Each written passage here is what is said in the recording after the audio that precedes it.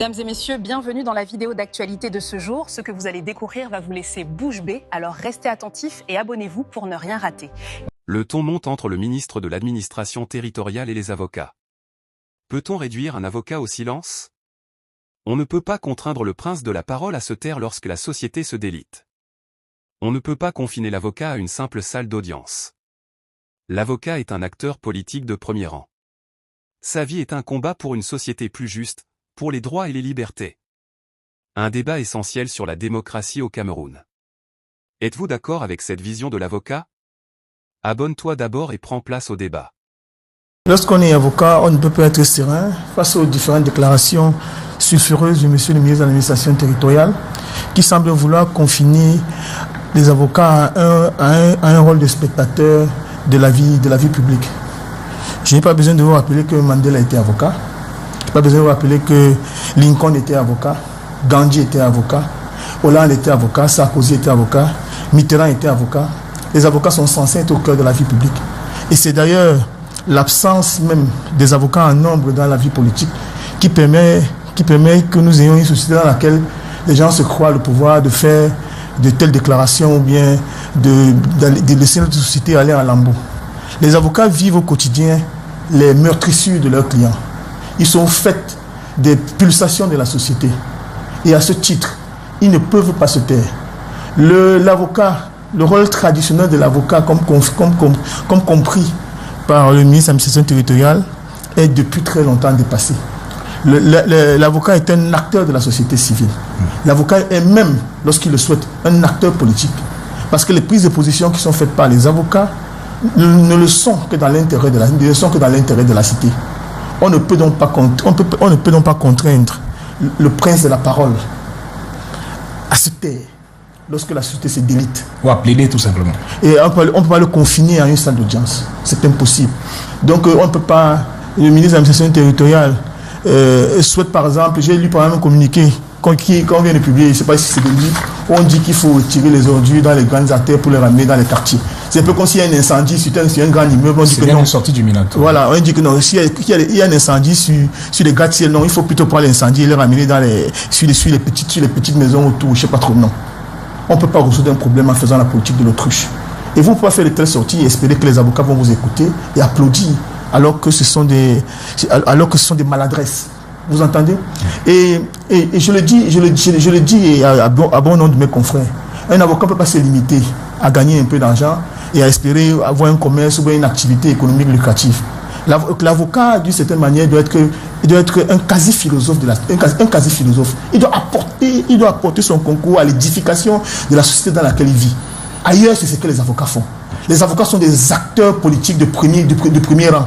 On ne peut pas se contenter à vivre sa vie, cloîtrée dans sa zone de confort. Et je le dis à nombre de mes confrères. Parfois, on nous considère comme des espèces de victimes expiatoires, je ne sais pas trop quoi. Mais la vie d'un avocat, c'est une vie de combat. Le combat pour une société juste, une société meilleure. Alors donc, espérer que ça aille bien avec le... Et heureusement que le bâtonnier a su répondre à M. le ministre de l'administration territoriale en lui indiquant clairement que l'avocat sera toujours du côté des droits et libertés. Et je dois le dire pour le déplorer. Il y a une kyrielle de personnes arrêtées sous le prisme de la garde à vue administrative, dont nous avons sollicité même les titres de détention. Nous n'avons jamais pu les avoir. Donc, c'est-à-dire les actes juridiques qui matérialisaient leurs différentes arrestations. Ça n'a pas été le cas. Et vous voulez que quand les choses comme ça se déroulent, que les avocats disent que tout se passe bien. Un avocat est un homme de combat. Un avocat est un homme... Je ne vais pas parler de courage parce que c'est l'ADN de l'avocat. L'avocat doit pouvoir regarder les gens dans les yeux. Et il doit regarder les gens dans les yeux et dire ce qu'il pense. Surtout pour que la société évolue dans un sens qui permette le déploiement, l'expression des énergies, la libération des énergies. Et malheureusement, on a l'impression qu'il y a une espèce de couardise qui s'installe dans le milieu professionnel qui est le mien et qui ne nous honore pas. Les avocats doivent prendre le rôle qui est le leur. Ils doivent être avant-gardistes. Ils doivent se battre pour une société plus juste. Une société qui, je l'ai dit il y a un instant, peut-être c'est une rédite, qui permet aux acteurs sociaux de libérer leurs énergies. Nous avons l'avantage par rapport au commun des citoyens de manipuler les lois. Nous manipulons les lois au quotidien. Alors, manipuler les lois au quotidien vous donne très souvent un avantage sur certaines catégories de citoyens. Alors vous devez pouvoir utiliser ça dans un sens qui permettent à notre société d'avancer. Donc il faut que je le dise, monsieur le ministre de l'administration territoriale, c'est loupé. Merci de t'abonner si tu ne l'as pas encore fait. Heureusement que nous avons un bâtonnier qui a su lui tenir le discours qu'il fallait, qu'il comprenne que les avocats, en tout cas les vrais avocats, ne cautionneront jamais la forfaiture. Merci Moustapha Anguala, merci maître d'être venu. Vous avez forcément un mot à dire sur la question que vous êtes. Je suis d'accord avec ce qu'il dit. L'idéal de l'avocat devrait être le défenseur des libertés, mais dans un cadre bien organisé. L'avocat, ce n'est pas quelqu'un qui a une franchise de se mêler de tout et de rien là où il n'est pas commis. Permettez-moi que je vous dise, je ne sais pas pourquoi Moustapha n'est pas arrivé jusque-là. Je ne comprends pas ce que les avocats étaient faire sur le ministre de l'administration territoriale. Ils étaient quoi? Au prétoire, ils étaient commis par leurs clients, ils étaient fait quoi? Et cette image-là crée de la confusion dans l'organisation de la démocratie, de la République, d'un état de droit. Qu'est-ce que les avocats, leur interlocuteur principal, a priori, c'est le ministre de la Justice et garde des Sceaux, et même défenseur des libertés. Est-ce qu'ils étaient au prétoire? Est-ce qu'ils étaient quoi? Ils étaient une visite amicale politique, c'est une organisation politique. Je suis d'accord avec Moustapha. Quand un avocat a des opinions et qui veut les défendre, il fait comme Moustapha, qui a pris des responsabilités. Le conseil municipal, là, il a un statut ici. Le dimanche, ils sont sur les plateaux télévisés dans la vérité. Deuxième chose, les avocats prennent parler de tout et de rien. Ils ne sont pas les messieurs, je sais tout. Ils peuvent se tromper.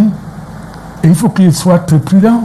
Ils instrumentalisent le moindre événement de la vie publique est instrumentalisé et ils utilisent et à la fois leur robe qui devrait rester dans la salle des pas perdus, disons au tribunal, dans la place publique pour dire tout et rien et souvent prennent trop de liberté avec la vérité. Donc nous devons tous faire un effort. Et je suis d'accord avec Moustapha. La liberté est quelque chose que tous les hommes engagés dans la vie publique doivent défendre. Mais il faut qu'on la défende dans le respect de l'ordre public, d'une organisation sociale où certains ne peuvent pas se permettre de donner les leçons à la vie entière en se trompant en plus. Et vous avez des avocats qui vont prendre un événement heureux ou malheureux pour en faire le fonds de commerce où on doit les voir.